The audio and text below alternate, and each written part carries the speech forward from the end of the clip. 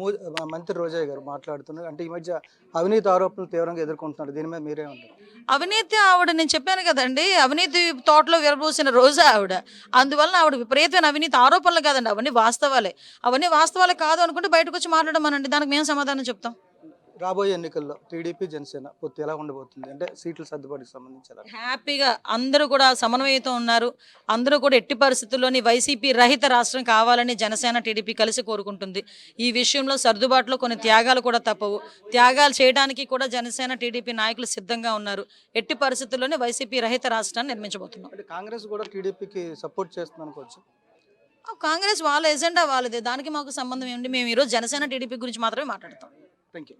ఇది మొత్తంగా చూసుకుంటే రాష్ట్రంలో ఉన్నటువంటి పరిణామాలు ఏవైతే ఉన్నాయో అవన్నీ కూడా రాబోయే రోజుల్లో మారబోతున్నాయి. వైఎస్ఆర్ కాంగ్రెస్ పార్టీ అధికారాన్ని కోల్పోతుంది. రాబోయే రోజుల్లో చంద్రబాబు నాయుడు ముఖ్యమంత్రిగా అయితే ప్రమాణ స్వీకారం చేయబోతున్నారు. అదేవిధంగా ప్రస్తుతం అయితే వైఎస్ఆర్ కాంగ్రెస్ పార్టీ నాయకులందరూ కూడా షర్మిల గారి పాదాలు కడిగి నెత్తిన జల్లుకోవాలని చెప్పి కూడా అనిత గారు అయితే చెప్తున్న పరిస్థితి కనిపిస్తుంది.